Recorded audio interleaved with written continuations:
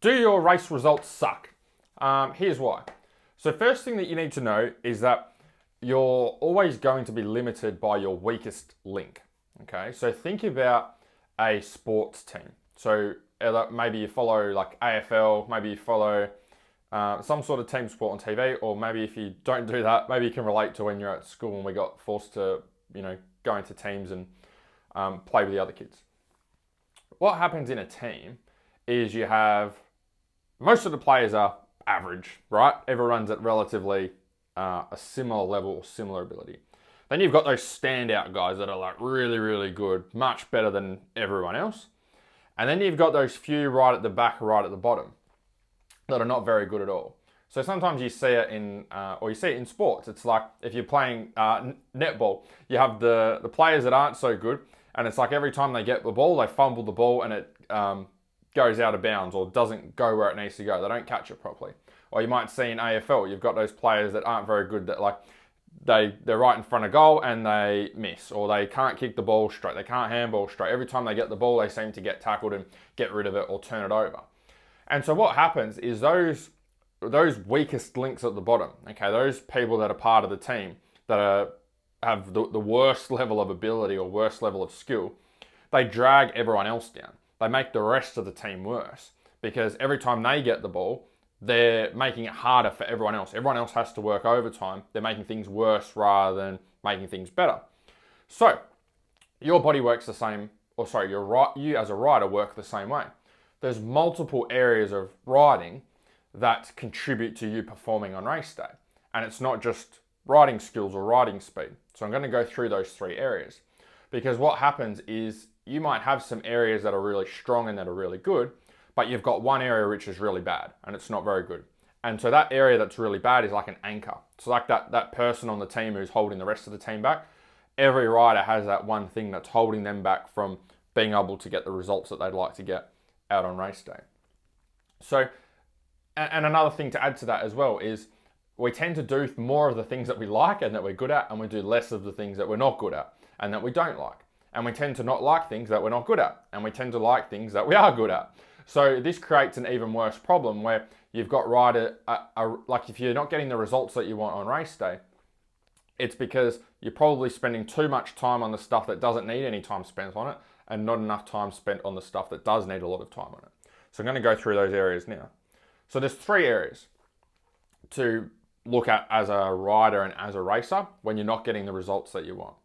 So the first thing is bike setup. Okay, so if you have a bike that is, so let's say you weigh 80 kilos and you're riding a bike that's set up for a 100 kilo rider, it's going to be quite challenging to be able to ride that bike. So you're going to find that it kicks out in corners, it doesn't go over the jumps properly, you feel like you're going to die all the time, you probably get heaps of arm pump because you're holding on for dear life. So bike setup is one component that needs to be mastered and set up for you to be able to perform at your best. The next area is rider skills. So obviously to be able to get better results, you need to have the skills on the bike to ride at that higher level. So if you can't ride the bike faster, then it's going to be hard for you to be able to get better results if you're just staying at the same speed all the time.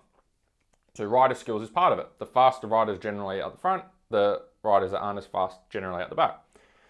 Until we get to this next point, which is rider endurance. So the rider also needs to be able to demonstrate those skills for the length of the race. So it's no good being fast for half an hour and then dying in the ass and cramping and getting arm pump and hitting the wall and feeling like shit and getting sore legs and running out of energy and fatiguing and getting out of breath, because all of those skills are going to drop off, aren't they? You're going to start sitting down more, you're going to start making more mistakes, you're not going to be as aggressive, you're going to be looking for smooth lines on the track rather than the fast lines. You're just going to be looking to rest the whole time. So they're the three areas. Now, all of those three areas are in work, or you're making progress with them at some rate, right? Like everyone's always tweaking their bike setup, or people are always like working on their skills and trying to get better or going riding. Everyone's always working on their endurance, whether that's just getting bike time or doing some sort of off the bike training. If your race results are not where you would like them to be and you're not making the progress that you want to make, it's because you're not spending your time in the right areas to improve. Out of those three areas, you're spending your time, your effort, and your money on the wrong spot. So let's say what you want to find out of those three areas is your weakest link. which is the area that's holding you back the most, that if you fix that one thing, would help everything to be able to move forward. So let's say, for example, for bike setup.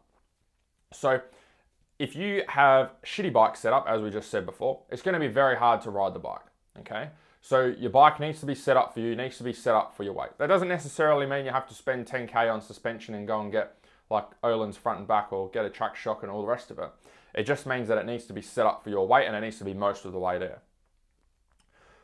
Rider skills, okay? So with the skills side of things,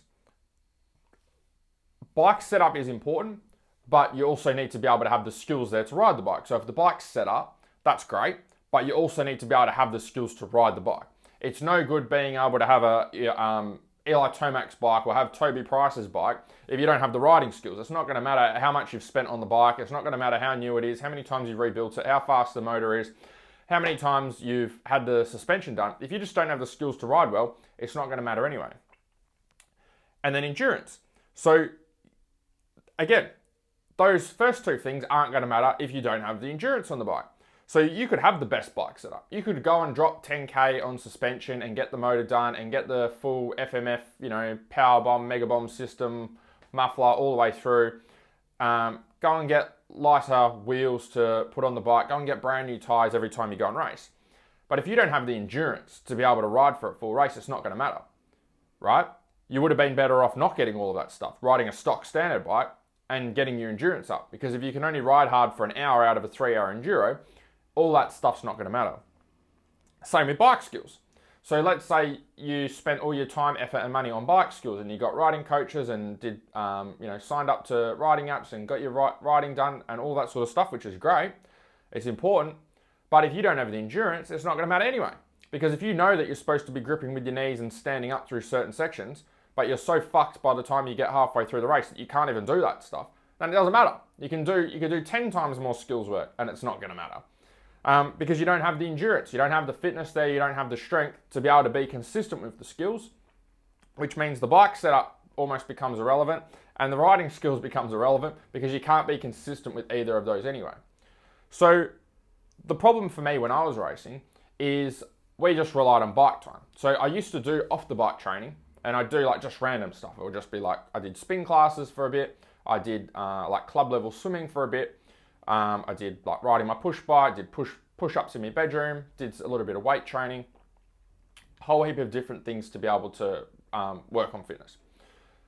But when it came to the bike, we put a lot more time, effort and money into the bike than what we did into me. So the bike that I was riding, so if we go through, I think it was my 250, so I had 250F, it was a Suzuki RMZ 250 and I had the motor sent over to Pro Circuit, okay, in America, and they worked their magic and did whatever they did to it. So at the time, I think they had, if I remember correctly, they had cable, actually I don't know about that, but anyway, it definitely had the motor done, had the suspension done. So we brought suspension, I think we got it from America, it was used suspension, but it was like Showa in suspension. It was like an upgrade from the suspension that my bike had anyway. Invested in that, had a full exhaust system, right? So if you think about how many thousands of dollars that is on the bike, that's a fair bit. Like you've got the cost of the bike plus the extra stuff that's going onto the bike as well. That's all well and good. However, I still couldn't ride a 15-minute motocross race at race speed. So when I look back now, it was just a waste of money. I got the motor faster. Well, great, so I can get tired quicker, all right? Got the suspension done and upgraded from what it was when probably the standard stuff would have done. Didn't matter anyway, because I'm still getting tired halfway through the race. I still can't do a 15-minute race. Whether I've got 10 grand suspension, 5 grand suspension, or the stock stuff, my body just can't handle doing a full race. Same with the muffler and exhaust. Like, cool, great. Oh, I've got more power, more bottom end power, more top end power, more this, more that. Great, awesome. So I'm going to get tired even quicker. Like, it wasn't actually the thing that I needed to be able to get better. Like, it was cool to get those things. I was like excited to get those things. Okay, it's more exciting than working on my fitness, working on my strength, but it didn't actually help me to get better results on the bike. So when I look back, what I should have done is instead of pouring all that time, effort and money into getting the bike sorted and looking on the internet how to make the bike better, how to do this, how to do that, I should have been putting that time and effort into the fitness and training side. I had no idea about fitness and training then. I was just making it up as I went. I was just like, oh yeah, cool, swimming. That's lots of cardio. Yep, sounds good. That looks hard. Should be able to help. Oh, I got a bit sore today from doing weights. Yeah, surely that's going to help with my riding. Oh, I'm doing spin class. Yeah, all the pros seem to be doing heaps of cycling. I'll just do that and that should work. It didn't work though, right? And same with the riding skills. Like I raced for 14 years and I did heaps of riding schools with all different coaches. And they were great. The riding coaches were great and they did a great job teaching me skills, teaching me bike control, giving you different drills to be able to do. They were awesome. But that wasn't the problem. The problem was I couldn't ride a full race at race speed because I wasn't fit enough. I didn't have the energy. I used to get sore legs. I couldn't do it. I didn't have the endurance for it. So all of that skills, again, all the time, effort and money that got spent on riding coaches and riding skills and all that sort of stuff is really irrelevant. Did it help with my riding and racing? Not really. Not in comparison to if I'd got the help that I needed with the fitness side and actually did the right stuff so I could ride a full race at race speed, then I wouldn't have to worry about the fitness side. Then the skill stuff and the bike setup would become super important, and all the money that got spent on the motor and all the money that got spent on the skill stuff would actually be worth it because I'd actually be able to use it out on the track. And the other thing with bike setup as well, it's impossible to set a bike up when the rider rides the bike differently. So for me, when I was racing, I start off fresh at the start of the race and I'm riding really hard. You're hitting the bumps at a certain speed, okay? My fastest. I'm not hitting those bumps at the same speed and same intensity at the end of the race because I'm cooked. My body's done. I can't push as hard as what I was at the start. I'm not riding as aggressively. I'm riding the bike completely differently. I'm sitting down more. I'm trying to rest more. I'm looking for smooth lines. I'm not hitting things as hard. I'm backing off more. So you can't set a bike up for that because I'm one rider at the start of the race and another rider at the end of the race. And a perfect way to illustrate this is like I was an A grade rider for most of the classes that I'd raced all the way through juniors and then into senior. I don't think I got into. I used to ride in the Pro Lights class for seniors for the couple of years I was in seniors. But I forgot where I was going with that. What was I saying? So I was riding in the. Yeah. So sorry. So I got to A grade for most of the classes. So you could say riding ability, like speed-wise, relatively quick in comparison to the other guys that I was racing against. Okay, great, awesome. But whenever I went to race at the Junior Nationals, I'd struggle to qualify. So how can you go from being like a top 5, top 10 rider in WA and then go and race with the guys in the whole of Australia and I can't even put in a 15-minute race and I'm getting hosed by everyone. I can't even qualify for the final. Yes, there are better quality riders over East, but still, the speed-wise, should have been up there. Should have been a lot further up. Should be easy to qualify. Okay? When you can run up the front in WA, should be able to, at a state level, you would think you should be able to qualify quite easily for a national. But I couldn't because the tracks were always rougher. The races were always longer. My body couldn't handle it. So I'd ride around like an absolute Gumby just trying to finish the race and survive instead of racing how I knew I should. And that, again, I just didn't work on it. Like I would rock up, I would do the fitness stuff and go, yeah, go through the fitness stuff and go and ride and go, yeah, and I just didn't really change anything. It was like I was hoping I was going to get better. I was just relying on effort. I was like, oh, if I just keep going, keep trying, eventually I'll get there. But it's not true because I wasn't doing the right stuff. I didn't know how to train. I didn't know how to do the fitness stuff. I didn't know how to fuel my body. I was eating pizza, like for goodness sakes, I was eating pizza for breakfast the morning before the Junior Nationals at Adelaide, right? Like that's nutrition 101, but I was eating shit, okay? I was fueling the bike with 98 fuel, putting the good stuff in the bike and putting shit in me and then wondering why I wasn't performing. So that's all I've got to whinge about today.